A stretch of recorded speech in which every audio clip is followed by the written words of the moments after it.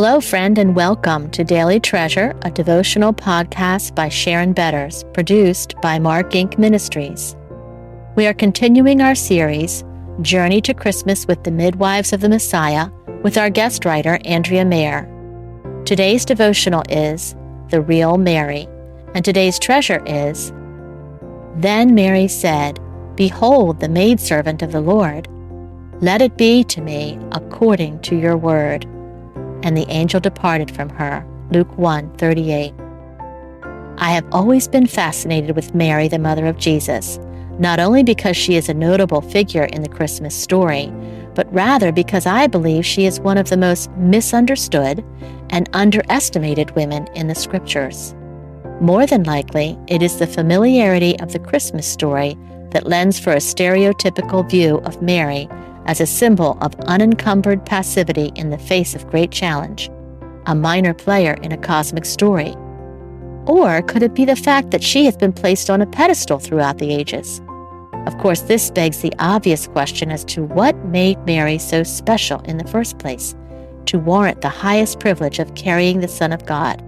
I want to know, don't you?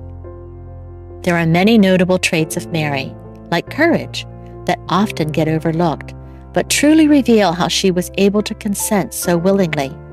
Let's not forget her difficult circumstances in the midst of this request.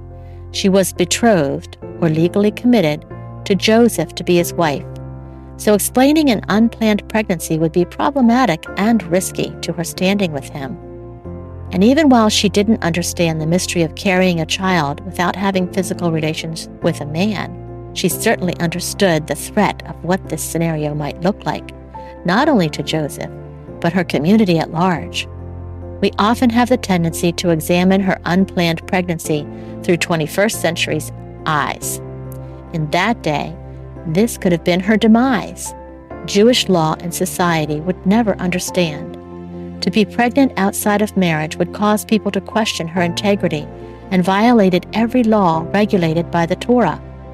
She would be identified as a sotah, or suspected adulteress, which could result in death. Mary had no special standing and was just an ordinary young Jewish girl from an insignificant town who was presented with an enormous mission. Yet, in spite of the impending risk, her immediate response was, Behold, I am the maidservant of the Lord. This seems so simplistic on the surface, but one must wonder how much inner confusion she experienced as she consented. It took great faith to respond in the affirmative. It took great courage to face an angel. And let's not forget, there had been 400 years of icy cold silence between God and his people. No visions, no prophets, no angels. And yet, the word she uses here is significant and revelatory of her character. Doulos, or maidservant, which translates as the lowest form of a slave. She is basically saying, I trust you and am completely sold out to God, regardless of the gaps in her purview and rear view. A closer look at Mary's response to this special visitation could be an indicator of who Mary was and what characteristics would set her apart from the other young virgins of her day, not to mention many of us today. I, for one, have resisted every mission God has sent my way that confounded me, made me uncomfortable, or put my reputation at risk. So why did Mary consent? Mary consented because she had a relationship with God through the Word. Mary knew and studied the Torah. She knew the history of her people and embraced the stories of Tamar, Ruth, Rahab, and Bathsheba. She had a trust in God, and because of that, she was willing to take a great leap of faith. She was obedient even though she couldn't fully understand what she was being asked to do. Mary represents how an ordinary woman can have an extraordinary vocation. This would be the beginning of Mary carrying her own cross and bearing the privilege of suffering as the earthly mother of Jesus.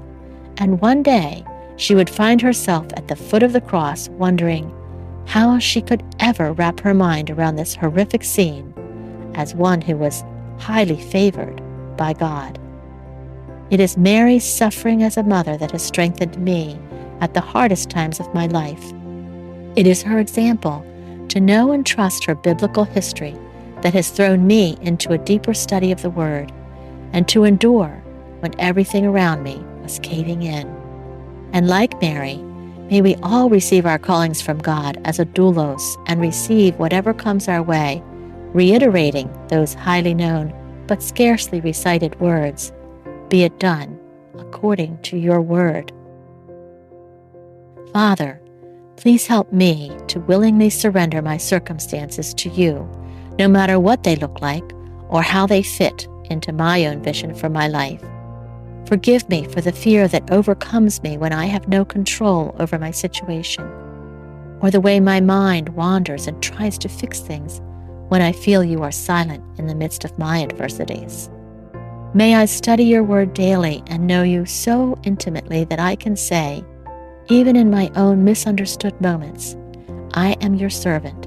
Be it done according to thy will. Amen. Friends, thanks so much for joining us. Many of you may be listening on Christmas Day, or maybe you're listening later because Christmas Day was just too full. Well, it's our prayer from the whole team at Mark Inc. Ministries that Christmas Day is or was a very special day for you, whether or not your heart has been broken and you have experienced that amplification of your pain. We also pray that you have experienced the amplification of God's grace in your life. May you experience this week rest, perhaps some joyful times with family, but especially sweet moments with Jesus. Thanks so much for joining us, and we look forward to being with you tomorrow.